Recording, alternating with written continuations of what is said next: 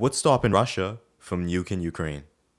Because, they have the most nukes. Nothing's stopping them from doing it. It would end the war very quickly. China, they're just there. They have a great opportunity to invade Taiwan. So let's say that Israel or the US uses a tactical nuke in Iran.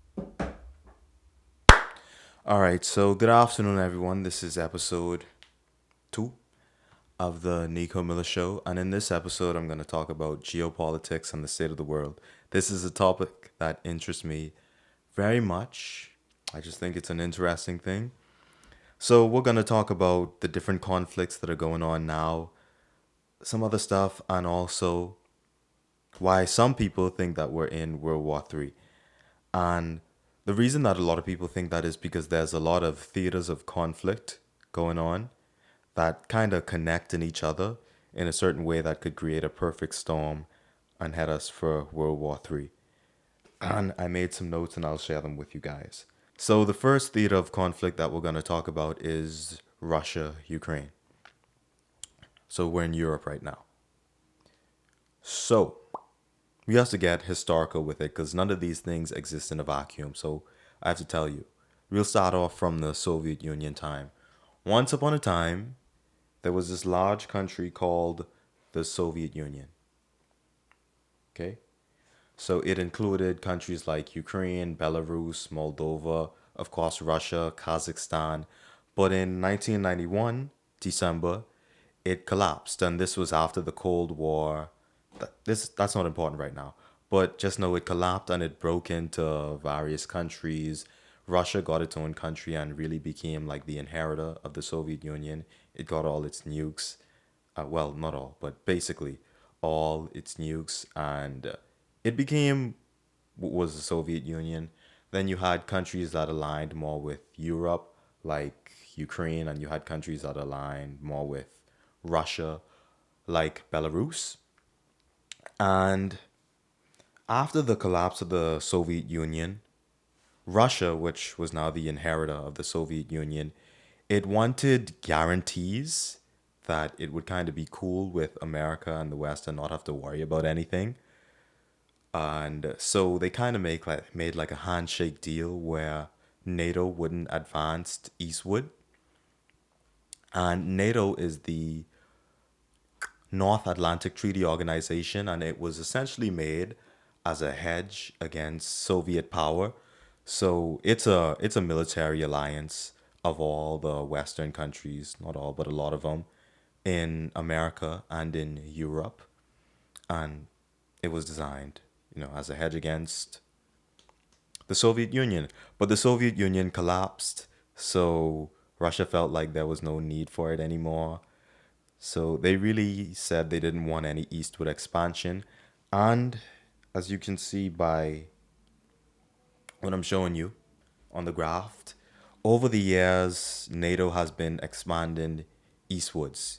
It originally started with the countries in Western Europe, but it kept getting more members, moving eastward, eastward along Russia's borders. And Russia thought that this is a threat, this is unacceptable, because not only not Russia, NATO has a clause where an attack against one is an attack against all. So if Russia wanted to defend itself against one or attack one, then it would be a whole situation with them all in practice, in theory.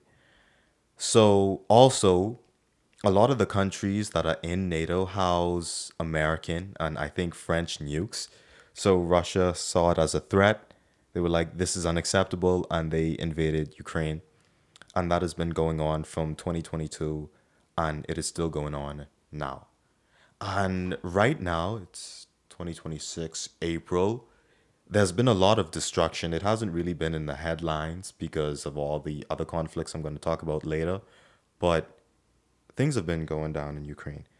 The next thing we'll talk about are the conflicts. Let's mark that off the map. I have a little map here. So, Russia and Ukraine, I'll mark the whole of Europe because that involves all of them. But now we are entering the Pacific. And the big conflict in the Pacific is China and Taiwan. So let me give a little historical context. In Through the 1920s to 1949, there was a civil war in China, the Chinese Civil War, and it was fought between the CCP, the Chinese Communist Party, the people who are in power now, and the Nationalist Party. The CCP was headed by Mao Zedong, and the Nationalist Party was headed by Chiang Kai shek. Chiang Kai shek, I always forget his name. But the CCP won, and the Nationalist Party, about 20 million people who supported the party officials, they fled to the island of Taiwan, which was not inhabited but basically uninhabited at the time. They fled to Taiwan. Okay. So something to understand is that the government of Taiwan now and the Chinese government, they both say that China is still one, but the CCP basically says that we're the real Chinese government, and the Taiwanese government are basically saying that we're the real Chinese government. So that's what happens. And right now, Taiwan has basically become like its own sovereign countries. A lot of countries recognize it. Some countries, like the US, which we'll talk about later, kind of recognizes it, kind of does not. They're intentionally ambiguous with it. But Taiwan is very important to all of us because they produce semiconductors, and they produce the best semiconductors, the most advanced. I think they produce the most, but they definitely produce the most advanced. The company TSMC, the Taiwanese semiconductor companies, companies like Apple, Samsung, other tech companies give them their designs, and they physically make the semiconductors with laser lithography. Laser lithography is a cool, interesting process. I'm in engineering, so I've researched it, and it's really interesting. They basically, the scale that it's on, it's tiny. It's many, many, many times the size, below the size of the human hair, and even getting onto the atomic scale, it's close to it right now.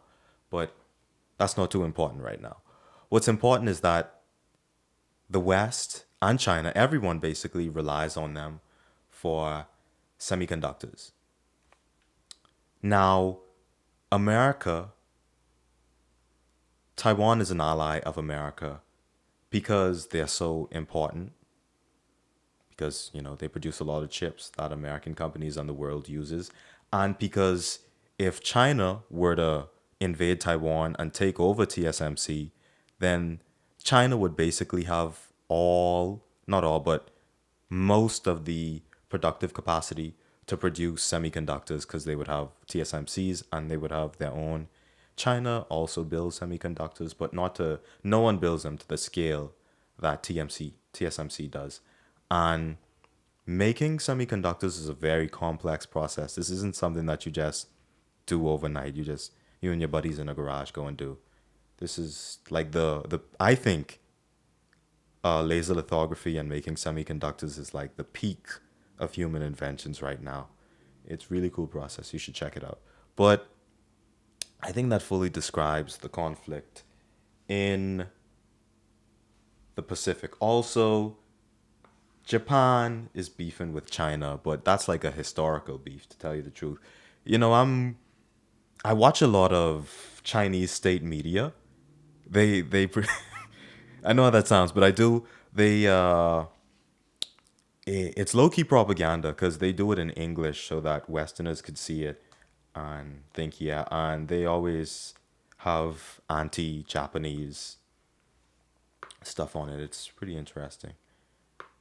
So yeah, that's the conflict in the Pacific. Let's jot that down. Bit of a wide circle, but this is a casual video. I'm just talking here. What else? There's conflict in. Should I go to the Middle East right now? The Middle East is a big one, but I don't know. Because this is a really big one. I'd have to go back a long time and then, kind of go till now. Let's see. All right. Let me think. I'm thinking. You know what? I'll kind of stick to the era now, uh, the time that we're in now, because that's most pertinent. So I think it was like 2 months ago now or so, the U.S. and Israel. Well, it was mainly Israel, so I could probably say that Israel and the U.S. invaded Iran, and Iran fought back, and the main way that they fought back was by closing the Strait of Hormuz. And the Strait of Hormuz is important is because the Strait of Hormuz is important because it is a choke point for the world's energy, for a lot of oil. Because Saudi Arabia, Oman, who else? The UAE, all of those are like the petrostates, the one who produced a lot of the world's oil. And oil is priced on the global international market. So it's not like one price for this guy, the other price for that guy. Like most commodities, it's a global universal price. And this is in the best interest of the US because of the petrodollar. Because the thing that backs the American dollar is that it's the currency that everyone buys oil in, because that's the deal that they made in, I forgot when they made the deal. I think, was it the Bretton Woods time? I can't remember. If I'm mistaken, pardon me. But deal that they made when they took the dollar off the gold standard, the dollar was essentially backed by nothing. It was just sheets of paper, and they needed something where globally there would be demand for the dollar, so everyone would need to use it. And it's kind of like a cycle. People use dollars because everyone accepts dollars, and then everyone accepts dollars, so people use dollars. And that's why oil is priced in dollars. Some people have been making kind of deals like China tries to buy oil in its own yuan currency. But for most people, oil is priced in dollars. And, geez, that was a long rant. And oil, not oil, the Strait of Hormuz is a choke point, meaning that you shut off the Strait of Hormuz, then no one gets any oil, basically. America produced, they're one of the biggest producers of oil now. But it's more complex than just saying they produce oil so they could sell it, because the type of oil that's produced in America is different than the type of oil produced in like the Gulf states. So actually, most of the oil produced in America, a lot of it can't be processed in America because the oil refineries were designed to process the kind of oil that you get from the Gulf. It's just different. So it's more complex than that. And also, when the price of oil rises, bad things happen because we use oil for oil and energy, but also a lot of petroleum products that we get out of the straight, like fertilizers for food, chemicals, petrochemicals, like that. So, long story short, Iran has closed the Strait of Hormuz, and they do that. They don't just have like a long chain across it. They do that by just threatening that they'll blow up the ships that pass through, and they definitely have the ability to. So it's not an empty threat, and they do this because it's one of the only pieces of leverage that they have. America and Israel is stronger than them, so that's what happens. And also, oh, the nuclear component. Should I talk about India first? No. Let's talk about the nuclear component.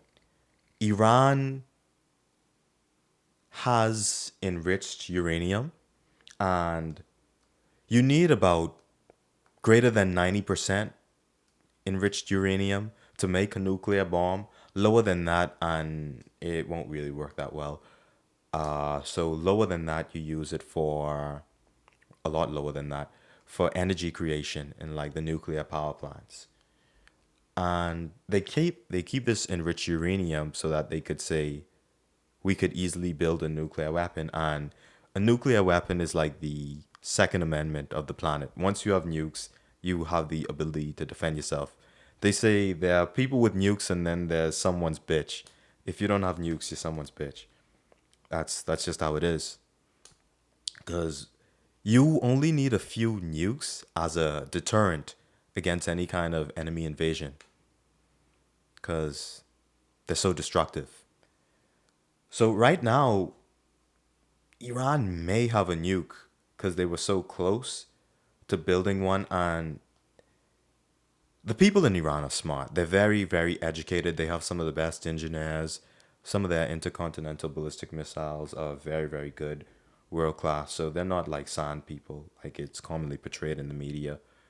They kind of they didn't want to build nukes because they're religious, and the religion tells them not to build nukes, and also because, well, that would be kind of like inviting unnecessary trouble. But in recently they're in a war now, so who knows? They may have them, they may not. They may be close to it. I don't know. It's in their best interest to build a nuke. You have to understand that, because once they build a nuke, then it will be difficult for countries like Israel to kind of take them down and to destroy the government because they have a nuke. It's mutually assured destruction.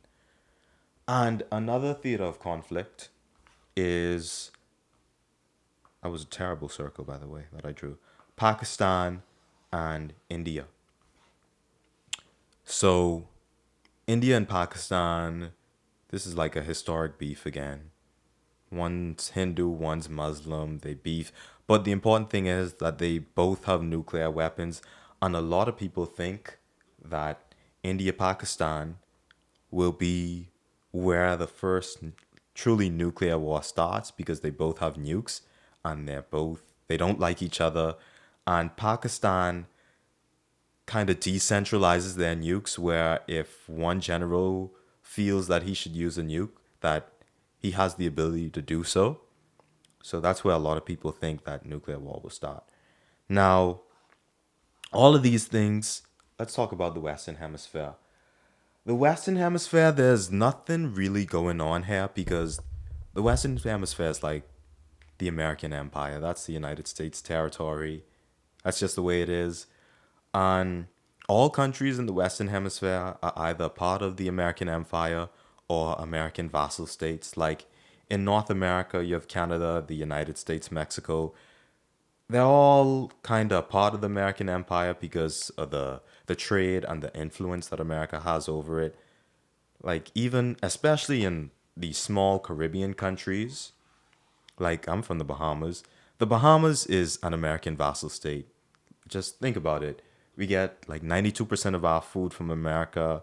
The tourism where we make most of our money comes from America. So the Bahamas is like an unincorporated territory of America. And that goes for a lot of the other Caribbean countries. So I won't speak too much on that. Cuba, let me put up the map. Cuba is like an outlier because Cuba resists America influence and they've been blockaded by America. That's why Cuba may be about to collapse soon. There's no food, very little oil for electricity, especially since their ally Venezuela got taken down. And all countries in South America are basically just American vassal states. So in the Western Hemisphere, we're not even going to focus on that. Now, people think that World War III could be imminent, not because of each individual theater of conflict, but because it has the potential to just pop off. For example, we have the situation in Iran and the Middle East with the war. Okay, that's that. Now, because American forces are occupied, they're in the Middle East, this leaves like a lot of the forces that were in the Pacific have left and went to the Middle East. And this leaves China. they're just there. They have a great opportunity to invade Taiwan. Okay. Now let's say, we're just speculating here. Let's say, okay, America's caught up in Iran and the Middle East. China decides to invade Taiwan. They obviously win because China's a superpower. You can't defeat China. What does that mean for the semiconductors all across the planet? Because TSMC has promised to destroy the entire thing and all of the semiconductor manufacturing facilities if mainland China were to invade. So we have that. And then Russia, what is an ally of China, is in Europe fighting Ukraine. And of course, Ukraine is backed by Europe. Ukraine is kind of Europe. That's why they've shown it so much support. If one country uses a nuke, it gives precedent for other countries to use a nuke. So let's say that Israel or the US uses a tactical nuke in Iran because it's very difficult to get to their assets since they have them buried deep inside mountains. What's stopping Russia from nuking Ukraine? Because, they have the most nukes. Nothing's stopping them from doing it. It would end the war very quickly. And I don't think China would ever use a nuke in Taiwan because China sees Taiwan as China. They more like they want to exert control and force Taiwan to, you know, get back into China. China isn't very imperialist at all, in my opinion. And yeah, once, countries start using nukes, what's to stop World War III? Everyone starts using them willy nilly. Why doesn't Pakistan and India bomb each other? So, it's starting to get a little ranty. So I think we're going to end there. And what else do I want to talk about? If I wasn't looking at the camera, I apologize. I have my screen over there, the camera here, another screen here. So yeah, that was my little take on geopolitics. I didn't prepare too much, so if it were a little mismatched and all over the place, I apologize. Yeah, this has been episode 2. It's a casual episode, so I don't plan on cutting it up too much or doing any kind of edits to it. And of course, if you want to see more like this, let me know in the comments. If you want to see less, let me know in the comments. Follow me, subscribe, share the video because that's how people find it. And I always want to improve and get better. So tell me how I could get better and give you more pertinent information. Thank you. Have a good day.